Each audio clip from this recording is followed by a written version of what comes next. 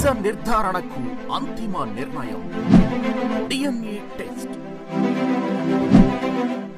ఉన్నది ఉన్నట్లుగా వాస్తవాలను శోధించి వివరించే మన డిఎన్ఏ టీవీ, మన రాష్ట్రం, మన ఛానల్.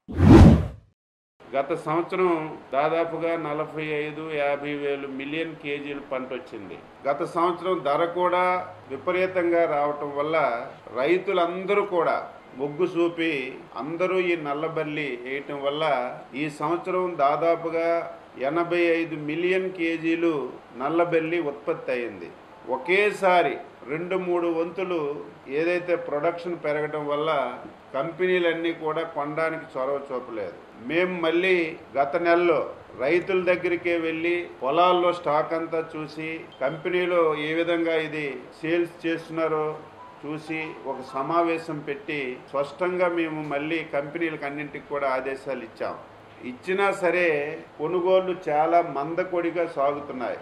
మేము ఏదైతే గుంటూరు వ్యవసాయ యూనివర్సిటీలో సమావేశం పెట్టినప్పటి నుంచి ముఖ్యమంత్రి గారు రివ్యూ చేసిన తర్వాత ఈ రోజు వరకు దాదాపుగా జీపీఐ కానీ ఐటీసీ కానీ మిగిలినటువంటి కంపెనీలన్నీ కూడా 25 మిలియన్ కేజీలు ఇంతవరకు కొనబడింది. అంటే 85 మిలియన్ కేజీలు పొగాకులో 25 మిలియన్ కేజీలు పొగాకే కొనబడింది. మిగిలిన పొగాకంతా కూడా పొలాల్లో ఉండడం వల్ల, వర్షాలు పడడం వల్ల దీనన్నింటికి మించి అసలు కంపెనీలు కొంటాయా లేదా, మేము చాలా పెట్టుబడులు పెట్టాము అని చెప్పి రైతులందరూ ఆందోళన చెందుతున్నారు. ఇటువంటి సందర్భంలో మళ్ళీ ముఖ్యమంత్రి గారు ఈవేళ సమావేశం పెట్టి స్పష్టంగా ఒక నిర్ణయం తీసుకున్నారు.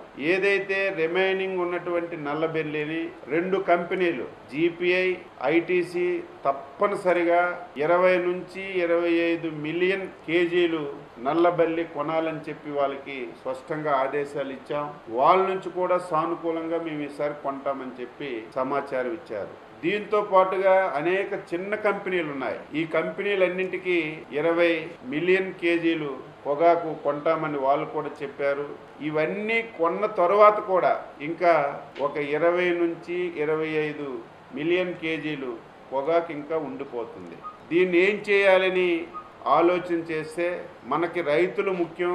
ఎట్టి పరిస్థితుల్లో రైతులు ఇబ్బంది పడకూడదని ఈరోజు సమావేశంలో ముఖ్యమంత్రి గారు స్పష్టంగా ఆదేశాలు ఇచ్చారు. మిగిలిపోయినటువంటి ఈ 20-25 మిలియన్ కేజీలు నల్లబల్లి పొగాకుని మార్క్ఫెడ్ ద్వారా ఇమీడియట్ గా కొనుగోలు చేయమని చెప్పి స్పష్టంగా ఆదేశాలు ఇచ్చారు. ఈ ఆదేశాలని రేపటి నుంచి అమలు చేస్తున్నాం. ఈ రాష్ట్రంలో 7 మార్కెట్ యార్డులను గుర్తించాం. పచ్చూరు, ఇంకొల్లు, ముద్దూరు, పెద్దనందిపాడు, పత్తిపాడు, చిలకలూరుపేట, మద్దిపాడు, ఈ 7 మార్కెట్ యార్డుల్లో ఏదైతే మా మార్క్ఫెడ్ నుంచి ఎవరైతే రిటైర్ అయినటువంటి అనుభవజ్ఞులైనటువంటి ఎంప్లాయీస్ని కూడా తీసుకొని, ఎందుకంటే మార్క్ఫెడ్ కొనడానికి డిసైడ్ చేసింది కానీ క్వాలిటీని డిసైడ్ చేసే అవకాశం మాకు లేదు కాబట్టి క్వాలిటీని చూసి వాళ్ళు డిసైడ్ చేసే విధంగా ఈ 7 మార్కెట్ యార్డుల్లో మెయిన్ క్వాలిటీ 12,000కు తక్కువ లేకుండా కొంటాం.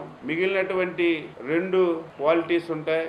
ఈ 2 క్వాలిటీస్ కూడా అక్కడ పరిస్థితులను బట్టి ధరలు నిర్ణయించి ఏదైతే కంపెనీలు కొనగా మిగిలినటువంటి ప్రతి పొగాకు రేకు కూడా మార్కెట్ ద్వారా కొనాలని చెప్పి ప్రభుత్వం నిర్ణయించిందని చెప్పి సందర్భంగా తెలియజేస్తున్నాను.